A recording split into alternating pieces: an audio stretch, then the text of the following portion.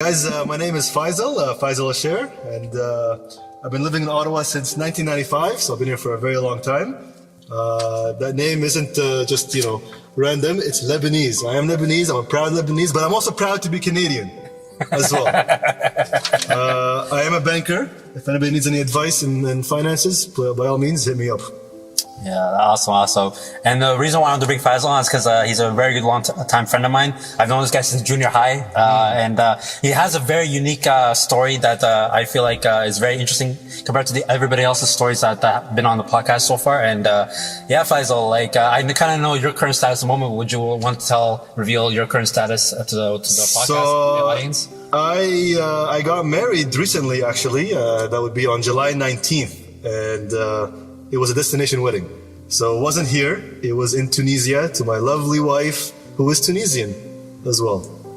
Wow. First and foremost, Mabruk. Once again, congrats. That's amazing. I appreciate it. Yeah, so we'll take a step back before, the finale that you just mentioned right now.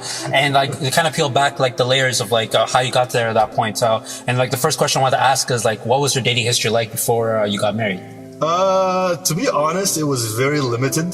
Okay. The majority of the dating that I went through was all online. I've only had, I would say it's not even a handful, maybe a few, I would say, of relationships, since high school that were not online, and none of them went anywhere. So very limited, yeah. So as in online, because it's something we were kind of talking about, and you were because you were mentioning that a lot of the online interactions was all through DMs, right? IG, I remember you were telling me as well. So right? It was Instagram, yeah. So I've been into 2 online relationships. One that lasted 4 years that didn't last, of course, and the one that technically I'm currently still in, even though I'm married. Yeah. Now we're going on 2 years over. It was January 2019 when we first started talking. Yeah, so now what are we at? 21. We're 2.5 years. Yeah. So it's still, even though I'm married, it's still kind of online just because I'm doing the processing for the visa, right? Yeah. So what was and this is a follow-up question. What was your first relationship like? The first online relationship? Online relationship, yeah. Oh God, from do you want to know how kind of we met or what? Everything, yeah. How you guys met and stuff like that, because it's very unique. What I remember. Okay, first of all, okay, why did I go online? Okay, this is, back then, there wasn't much demand for a person like me. Yeah. Okay, I tried, nothing was working out. Yeah. I mean, I did have relationships.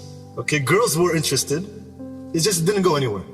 So I'm like, you know what? Why don't I just move to the online factor? I tried all those, the Hinge and the Bumble and the Tinder. None of those worked out. Okay. What made this one so special is we actually met on Instagram. Okay. Now, I mean, I don't know if you know a lot of people that met on Instagram. I'm not sure. Yeah. I don't know anybody. Yeah. Okay. And every time I tell the story to people, they're all like, what? How did you meet? You met on Instagram? How's that possible? It kind of makes people feel happy. Like, oh my God, there's actually a chance. Yeah. And there is. With this relationship started in 2014, and it was very random, okay? On Instagram, I usually post pictures of, of myself, pictures of my car, pictures that I take. Randomly, I posted a picture that I didn't take of what it looked like kind of sand when lightning hits it. So it's kind of a cool picture, Yeah. It kind of made this cool looking sculpture. Yeah. And I'm like, oh, this is really cool. Let me post it on Instagram. That might get some likes, This is 2014, okay? So Instagram, I don't know how, 2012, I think it's 2011 maybe is when Instagram came out. Yeah. So 2014 time, what's your purpose to be on Instagram? Let's get the most likes.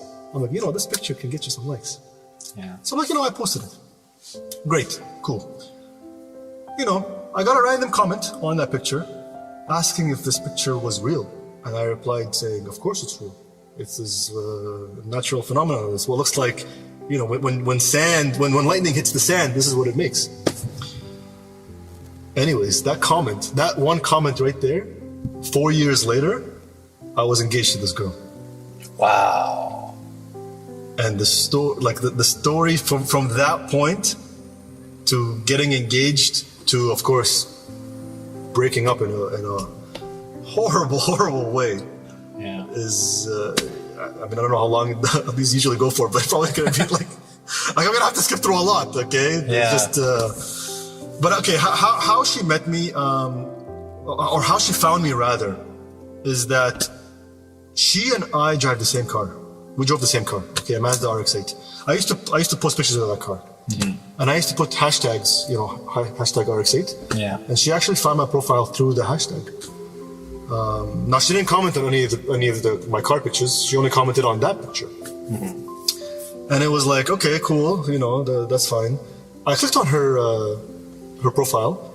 I'm like, okay, this girl's not bad looking. She's cute. And at the time, I'm like, there's no girls, nothing's happening. Yeah.